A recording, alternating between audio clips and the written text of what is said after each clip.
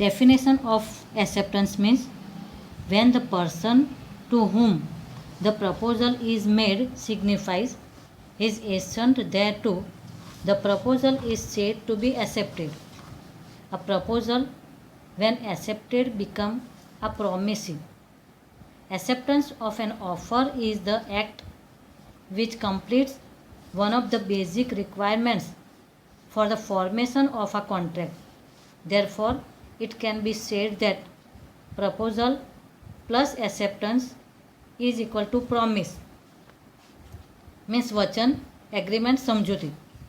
The person making the proposal is called the promiser and the person accepting the proposal is called the promisee.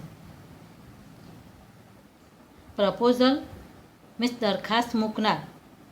The promiser વસ્તુનું વેચનાર. Proposee means સ્વીકારનાર. The promisee means ખરીદનાર. Just for example, A offers to sell his vehicle to B for ₹20,000. If B accepts it, A becomes promiser and B becomes promisee for A's offer. Acceptance of a proposal therefore converts a proposal into a binding promise. It is therefore rightly said by the English author Anson that acceptance to a proposal is like a lighted matchstick to a trail of a gunpowder.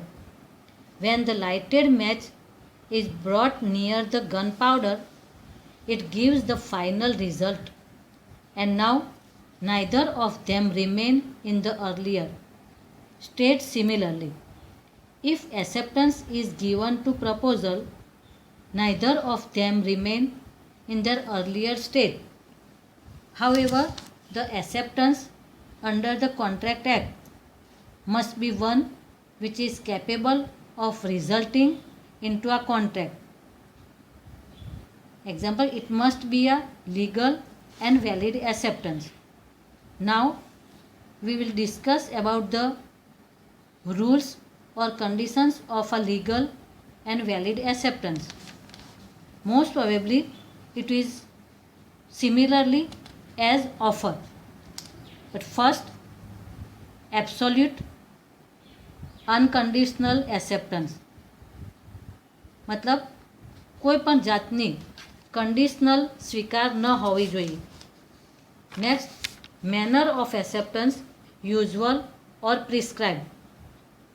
મતલબ કે સ્વીકાર એની manner એ usually હોવી જોઈએ અથવા જો specially કોઈ prescribe રીતે specific રીતે જો એનો સ્વીકાર કરવાનો હોય.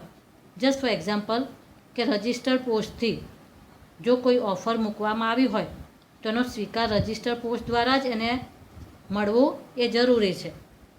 તાર ટપાલ હોય તો એ રીતે પણ તાર ટપાલ દ્વારા એનો સ્વીકાર કરી શકે છે. Next, express or implied acceptance. Then communication of acceptance. Time limit for acceptance. એના સ્વીકાર માટેની ટાઈમ લિમિટ એ જરૂરી છે. જો ટાઈમ લિમિટ આપેલો હોય તો જો એ ટાઈમ લિમિટમાં એનો સ્વીકાર કરવામાં ન આવે તો એને મૂકેલી દરખાસ્ત એ રદબાતલ થાય છે. Proposal acceptor, proper acceptor. Next, act in ignorance of no use. Mere answer to આ ક્વેશ્ચન, નો એક્સેપ્ટન્સ. અધ્ધરતાલ સમજો કે જવાબ આપવામાં આવે પ્રશ્નનો તો એ ઓફરનો સ્વીકાર કરવામાં આવ્યો એવું આપણે કહી શકતા નથી. રિવોકેશન ઓફ એક્સેપ્ટન્સ. અને અમુક સંજોગોમાં એ સ્વીકારનો રિવોકેશન રદબાતલ કરવામાં આવે છે. હવે અહીંયા આપણે એક કેસ લો જોઈશું કે કોમ્યુનિકેશન ઓફ એક્સેપ્ટન્સ મતલબ દરખાસ્તનું સ્વીકાર કરવામાં આવ્યો હોય તો એનું સંવહન થયું જરૂરી છે અથવા જો એ સંવહન થયું ન હોય તો એનો કેસ લોના આધારે આપણે એવું કહી શકીએ કે જ્યારે તમે એનો અમલ કરો તો એ અમલના કારણે પણ એ તમે દરખાસ્તનો સ્વીકાર કર્યો એવું કહી શકાય. એમાં કેસ લો છે કાર્લિલ વર્સિસ કાર્બોલિક સ્મોકબોલ કંપનીનો કેસ. તો આ કેસ લોમાં વિગત એવી છે કે એક સ્મોકબોલ કંપનીએ એવી વિગત મૂકી કે જો તમે અમારો આ દવાનો 1 અઠવાડિયા સુધી કન્ટિન્યુઅસ આમાં દર્શાવ્યા પ્રમાણે દિવસમાં 3 વખત જો રેગ્યુલર એનો ઉપયોગ કરવામાં આવશે તો તમને ઇન્ફ્લુએન્ઝા થશે નહીં.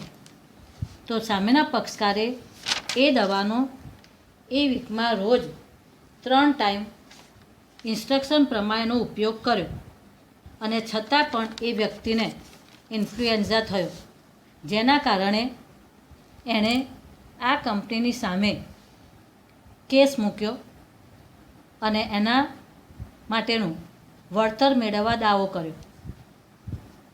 તો કંપનીએ રિફ્યુઝ કર્યું આપવા માટે, પણ અદાલતે એવું નક્કી કર્યું કે આ ઓફરનો સ્વીકાર એના કયા પ્રમાણે સમય લિમિટમાં એનો ઉપયોગ કરવામાં આવ્યો છે અને છતાં પણ એને ઇન્ફ્લુએન્ઝા થયો છે, તેથી એ વ્યક્તિ એના નુકસાન વળતર મેળવવા માટે શક્ય છે અને એ નુકસાન વળતર એને ચૂકવવું એ જરૂરી છે. તો અહીંયા આપણે આ કાર્બલ વર્સિસ કાર્બોલિક સ્મોકબોલ કેસમાં એ અંગેની વિગત આપણે દર્શાવી શકીએ. હવે આપણે એવું કહી શકીએ કે દરખાસ્ત સ્વીકાર અને એનો રદ્દીકરણનો સંદેશો means rules regarding communication of proposal, acceptance and revocation. Communication and revocation કયા સંજોગોમાં થઈ શકે? Communication of proposal when complete. Next, communication of acceptance when complete as against the proposal and as against the acceptors. Communication of a revocation when complete. The communication of a revocation is complete as against the maker and as against the receiver. And last point, time limit for revocation of proposal and acceptance. Now, હવે આમાં દરખાસ્ત સ્વીકાર અને રદ્દીકરણના સંદેશામાં આપણે 2 point એવું કહી શકીએ કે આ કરાર ધારામાં જે સ્વીકાર કરનાર છે, the person who is accepting the offer, એને ખાસ હક્કો મળે છે સ્પેશિયલ. એક છે કે દરખાસ્તનો સ્વીકાર કરતો સંદેશો એ રવાના કરવામાં આવે ત્યારે જ દરખાસ્તનો સ્વીકાર થયેલો ગણવામાં આવે છે, કે ત્યારે જ દરખાસ્ત એ વચન બની જાય છે અને કાયદેસર બંધન ઉત્પન્ન થઈ જાય છે. એમ પણ બને કે સ્વીકાર કરતી ટપાલ દરખાસ્ત કરનારને મળે પણ નહીં તો પણ સ્વીકાર કરનારને કાયદેસર હક પ્રાપ્ત થઈ જાય છે. અને સેકન્ડ પોઈન્ટ, બીજી બાજુ સ્વીકારનો સંદેશો એ દરખાસ્ત કરનારને મળે નહીં ત્યાં સુધી સ્વીકાર કરનાર વ્યક્તિ પોતાના સ્વીકારને પાછો ખેંચી શકે છે. આમ સ્વીકાર માત્ર રવાના કરવાથી દરખાસ્ત કરનારને બંધન કરતા થઈ જાય છે, પણ સ્વીકારનો સંદેશો એ દરખાસ્ત કરનારને પહોંચે ત્યાં સુધી સ્વીકારનારને પાછો ખેંચવાનો રહે છે. આમ દરખાસ્ત કરનાર કરતાં સ્વીકાર કરનાર વધારે લાભની સ્થિતિમાં છે એવું આપણે કહી શકીએ.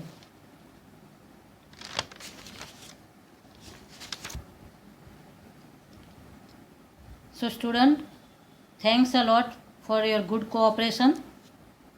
Today we have learned about contract, meaning of contract, that elements, in that elements main offer and acceptance, 2 main ingredients. Now next we will see next lecture. Thanks a lot. Meet you soon.